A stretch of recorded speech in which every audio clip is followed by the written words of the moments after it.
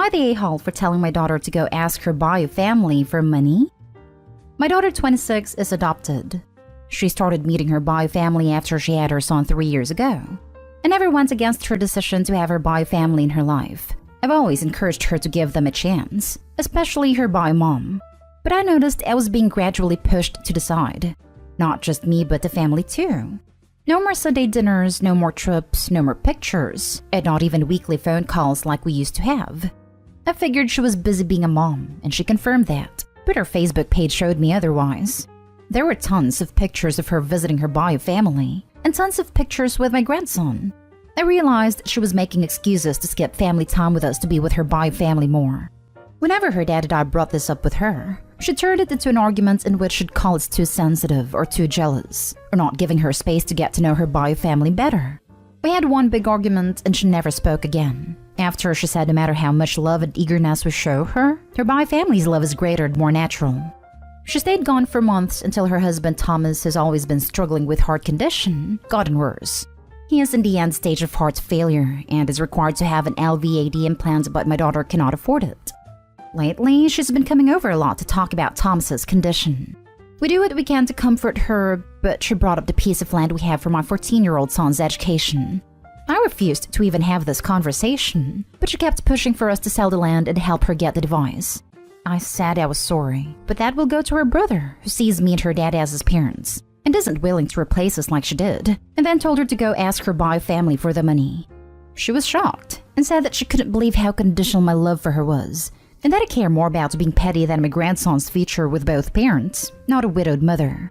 She started crying, calling us unsupportive, and that this is the time we show her we're true family, instead of showing conditional love and act petty at her husband's expense. I said I'm sorry about Thomas, but that is all I had to say. She left and we haven't heard from her since then. My husband says Thomas and our grandson are innocent, and maybe we should help out now then settle our conflict later. But that is a lot of money that I feel I'm not obligated to give, even without the whole drama from her bio family. I'm upset, but I don't resent my daughter as she's struggling with a lot. But at this point, I feel like she's only keeping us around for money, given that we paid for many things in the past while her bio family did nothing. Now for the top comments. Not today, Hull. She's the one showing conditional love. And if a bio family's love is greater and more natural, then why aren't they paying? I want to be really petty and say that greater and more natural love wasn't enough for them to keep her and raise her, but I know that's a low blow. At this point, I would not sell the land and give her money. She has shown that she only wants money now, so it's on her to figure it out.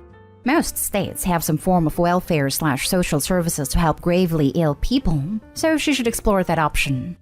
I feel very sad for you and your grandson. You loved her and raised her, and now your relationship has been reduced to a transactional state. She really should be ashamed of herself. Money was the only reason she started speaking to her parents again. She knew that the money existed and wanted to use her parents' love for her as a weak point to get the money for herself/her husband. Like every con artist, she did her groundwork first, pouring out a sob story, getting the parents reinvested in her life. Then she moved on to the con. She hit them with an ultimatum. Give me the kids' college fund or else I will say that your love is conditional. Her father is falling for the con. Fortunately, Mom has recognized that it's daughter's love that's conditional, and that even if they were willing to sacrifice the brother's future to buy her love, it wouldn't work. She's already chosen her bio family. Opie, don't let your husband try to buy her love. You can offer to help her with fundraisers, but that college money is non-negotiable. She won't want your help though. She only wants the cash. You'd end up being without her love and being without money for Son's education too. He shouldn't suffer because his parents fell for his sister's con and sold his future to try buy his sister's love. My father tries to buy my sister's love, and it breaks my heart because she hasn't visited him in 10+ years and only calls to ask for money and uses her daughter as an excuse. Opie, please don't let your husband buy her love. It will only end up hurting him and you in the long run, while the daughter continues to use and use without any actual love and care in return. I'm very curious about the reason and terms for her adoption, but I've noticed a trend in AITA posts where adopted children find their birth family after they become adults, then ditch the people who raised them. It's quite heartbreaking. Daughter's birth family didn't raise her for a reason. Opie did. Cutting them off and then asking for money is horrible on her part. Not today, Hull. Love is always conditional. Treat someone like dirt and they will stop loving you. Holy crap, that hit me hard for some reason. You're absolutely right. People love to say that it's unconditional, yet it's simply not at the end of the day. This is a tough one, but your daughter seems a bit manipulative and demanding, so not stay home.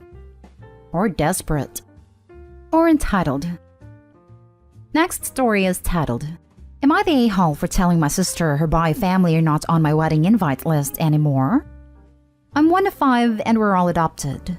Some through foster care, others are infants. My sister was adopted as an infant and reconnected with her bi family 5 years ago.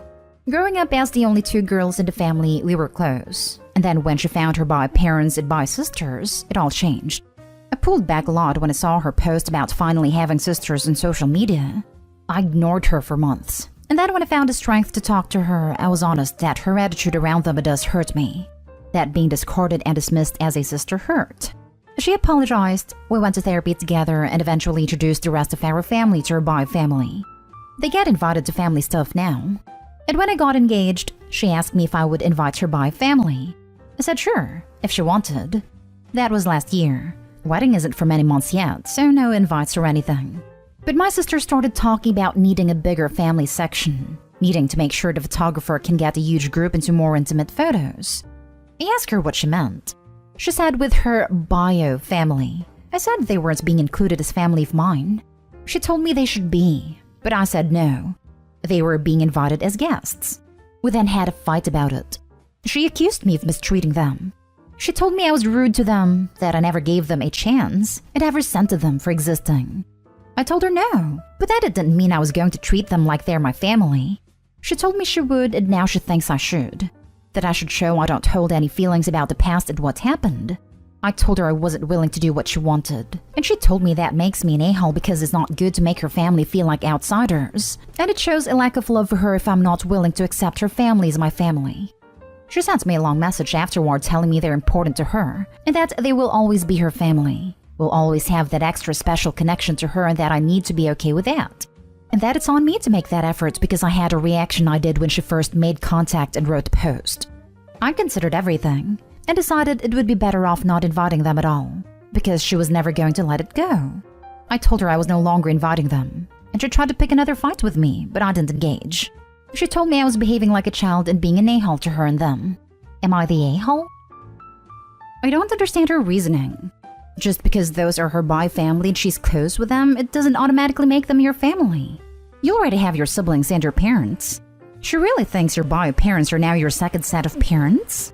If her bi family are reasonable people, there's no way they'd be insulted or upset for not being included in the family pictures. They're being invited to one of the biggest events in your life. That is definitely not considered being mistreated. Info, how old is your sister?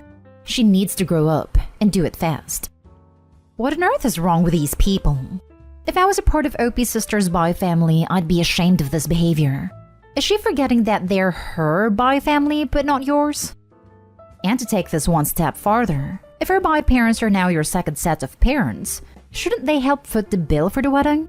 She clearly is not done working through some things related to being adopted. Adopted kid who is in touch with my own bi family here.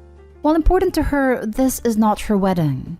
That she is making this a larger deal, and sounds likely to cause a commotion at your actual wedding, you are well within your rights to decide to no longer invite them. This also seems like a large number of people you will also be paying for to make your sister happy. Definitely not stay home. Honestly, with all the horror stories of adopted kids who find their bi family, the ones that gave them away, and suddenly decide that the parents and siblings who were there from the beginning are now somehow less important just because they don't share DNA, would put a lot of people off of adopting. Your sister's bi family is her bi family, not yours. And she shouldn't be berating you into giving them any role in your wedding than any other guest should get. There is a whole TikTok world of adoptees talking crap on their adoptive parents and saying adoption should never exist. Next story. Am I the a-hole for telling my cousin she doesn't get to call my wife a terrible mother when she had abandoned her child years ago? Alright, I'm gonna get right to it, folks. Yesterday, I went over to my mother's house to talk about the accident that happened with my 3-year-old, who tripped off the stairs and injured his knee while I was at work. He's fine, nothing serious, but my mother was freaking out and wanted me to tell her what happened, details. The family was there, so I explained what happened. And my female cousin then chimed in and said, "Oh my God, where the hell was this boy's mother? Was she even home?" I said she was, but was in the kitchen when he fell and couldn't prevent it. My cousin then leaned back and said, "How could she? I cannot imagine leaving my 3-year-old unattended for so long. What a terrible mother your wife is, honestly." I'm fuming at this point, so I look at her and ask if she is serious, and she gives me the most dense look I've ever seen. I told her she had no right to call my wife a terrible mother after she, my cousin, abandoned her kids in foster care years ago. She looks at me grudgingly and tells me that that was years ago when she was too young and not ready to be a mother. Besides, her parents made her give away her son. But I told her that is when she failed as a mother, because she essentially didn't fight for her kid and abandoned him so easily. She lashed out at me saying her circumstances were difficult then, and I could not blame her. But if she's to commit to be a mom, which she will in the future, she's 22 by the way, she will step up and parent her kids, which is something my wife needs to be doing instead of spending time in the kitchen for her internet clout. We argued back and forth, and she ended up leaving the room crying after I said she's a failure of a mother if she thinks my wife is terrible then. My mother berated me for my unnecessary cruelty and having a habit of bringing up my cousin's unpleasant past to win an argument. I said that wasn't true, as she was insulting my wife's motherhood, but my mother agreed my wife was being neglectful towards our son, and that she needed to focus less on her Facebook blogs and more on family. I ended up arguing with her too, then left. My wife got involved in the argument, after my mother called her to berate her and told her to tell me to apologize to my cousin for what I said. Now for the comments. Not today, home, but going forward you need to put your family on an information diet. Your mother does not need to know every bump and bruise, and even bigger injuries don't have to be detailed for her. There was a small accident, everybody's fine is enough. If there's truly an issue with your wife needing to be more diligent with your child's care, that is something that needs to be addressed, but your mother doesn't need to have any part in that. I'm glad your kiddo is going to be okay. I love info diet. My mother's on that. All answers, everyone is fine, school is good, and they're all doing well. How are you doing? Then she'll talk about herself. She's an arc and lives that. She gets no info to use against me or my family later. I cut her off for about 6 months, and it was hard on my dad. So now it's very much info diet with low contact. It's working so far. Your cousin is a hypocrite, and kids are fast. I can't even pee without hearing a crash from something my 4-year-old did. Not today, home. There are a few people in here suggesting a baby gate. My now 4-year-old completely destroyed every baby gate we had. Even the ones nailed it to the walls, at just 2 years old. If it works for you, great. Some kids have Herculean strength though. It's like the child-proof medicine bottles that kids can open but adults can't. Now for the last story. Am I the a-hole for telling my husband he overreacted over a piece of cake? Hi. So my husband, male 32, and I, female 24, are expecting our first baby together. I'm 7 months in. My in-laws are lovely people. My mother-in-law had some not-so-major fights with her husband, and has been staying with us for a few days. Her birthday was yesterday, and because of her emotional and mental state, my husband decided to throw her a surprise party and invite his siblings. He got everything ready, and I was home alone when the cake arrived from the bakery.